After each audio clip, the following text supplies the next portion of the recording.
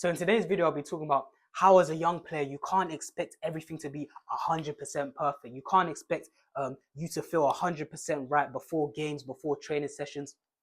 And then also, even if you don't feel 100% before games, even if you've got something going on, maybe physically, maybe mentally, you still have to hop on that pitch and just perform and just sort of just go with it. Because like I said, there's rarely going to be a time where you wake up that morning and you feel 100% like everything goes right for you. You're not going to wake up that morning, you're feeling great, you're feeling good, no aches and pains in your body. You look outside and you look out the window, and then you see, okay, it's perfect football conditions. It's not too cold, not too hot, it's just right. There's a little bit of wind. Maybe the grass is a bit wet, so the ball, so you get that zip on the ball, like, and then you get to the match. And then obviously after 2 minutes you score a goal, your team scores a goal, or you make a great challenge. Like, everything pre-game and even in the game is not going to go 100%. So you have to learn how to perform at your best when you're feeling at your very worst. Maybe it might not even be how you're feeling, but even the conditions that you can't even control. Maybe you wake up that morning, you look outside, and it's pissing down with rain. You're playing on a grass pitch. Weather is horrible. It's windy. The ball's holding up in the air. I'm saying you can barely take a touch. You try to take a touch in the middle of the pitch. Let's say you're a midfielder. You try to turn on the ball and then you slip because the grass is just dead, or the ball bobbles up. You misplace your pass, or you mistime your first touch, and you're thinking, damn, like, obviously, like I said, if the conditions aren't perfect, you just have to learn to adapt. You just sort of have to learn to deal with it, because not everything's gonna be perfect. You can't just wake up that morning, see it's raining outside, and call your coach and be like, "Nah, I'm not coming today." Like, nah, you just have to go out there and ball out. Like, if someone, let's say it's still a rainy day, bad pitch. Let's say someone passes you the ball, and the ball rolls under your foot, or it bobbles over your foot for a first touch. You can't every time say to your teammate, "Oh, but look at the pitch, like, the ball keeps bobbling, it keeps going under my foot." You can't always blame the pitch every time. Your teammates are gonna look at you and they're gonna be like, "All right, cool. You know the bubble's coming. Just lift your foot up slightly. Just lift your foot up slightly. Just adapt to your conditions. Adapt to whatever's happening." Even before the game, you might not be feeling 100%, but you still have to go out there and perform. You might feel nervous. You might feel sick. You might feel, aches and pains in your body. Maybe there's a particular part of your body that it's just aching you. It's just paining you. It's hurting. It's hurting, but it's not hurting enough to the point where you can't go out and play. Like, them injuries where you feel, it's hurting, but you could go out and play. On them. So yeah, in them situations, even if you're feeling, soreness in your legs, ankles, your calf, your hamstring, but you can still go out there and play. Hey, you just have to go out there and play and perform for your team. Literally, in my opinion, you just have to have the mentality of, like, just control what you can control. Forget what you can't control. Forget all the external factors. Forget about the weather, the pitch. Maybe your team, maybe that day some of your teammates are just moving shit that day. They're just having a bad game. You can't control that. You just have to focus on what you can control. Maybe you're feeling sick that day, but you just still go out there and play. Just go out there and perform for your team. Obviously, if you're feeling sick to the point where you're throwing up and you can barely walk, I'm not saying you go out there and play, but I'm just saying, like, if you're there, you've got a bit of a cold, you've got the sniffles, like, just go out there and play. Just control what you can control. Like, obviously, what can you control? Obviously, you can control your effort on the pitch. Obviously, even if you're not feeling 100%, you should still give maximum effort. I'm talking about not only in matches, but also in training as well. Even if you're in bad form or you're not really feeling it, still just go out there, give 100% effort. Obviously, fundamentals as well. Like, these are things you can easily control. I'm talking about your first touch, your weight of pass, just doing the basics. If you're a defender and you're in a dangerous area, just getting rid of the ball, not trying to overplay at the back. Literally, little things like the fundamentals. These are little things that you can that are in your control. Like, all the other stuff externally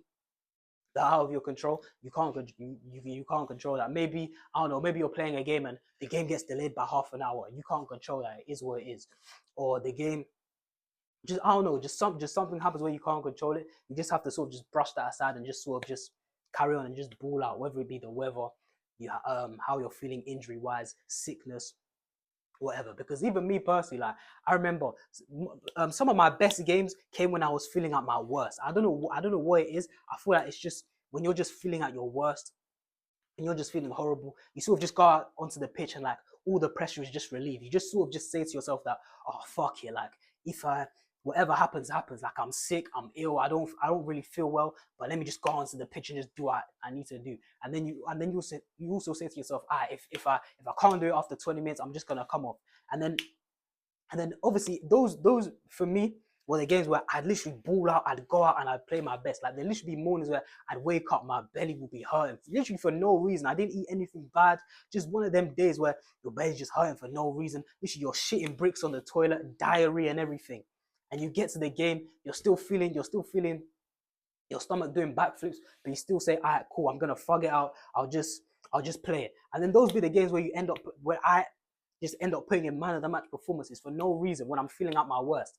And then there'll be other games where I'm feeling good, I'm feeling at my best, and then I play poorly. Like that's what I'm saying. You have to just control what's in your control what you can control, and just leave the rest aside. Because even if some days you can feel good, have a poor game, and then sometimes you can feel horrible, and then go out there and just ball out. Like, I'm pretty sure it's happened for most athletes. Like the only one I can remember off the top of my head was like Michael Jordan. I'm pretty sure in the NBA finals, I'm pretty sure this guy like he ate like a dodgy pizza before the game, and then he was throwing up all night, or literally curled up on the floor, just sick. And then he went out that game, and then obviously he won his team the game. I'm pretty sure he scored like 40 points or something crazy like that. So that's just the example of like, yo, sometimes not everything's gonna go well, not everything's gonna go perfect. Like literally, if one thing goes wrong before you step onto the pitch for a match day, you can't just say to yourself, one thing went wrong, so I'm gonna have a bad game today automatically. Like you can't really think like that. You just have to say, yo,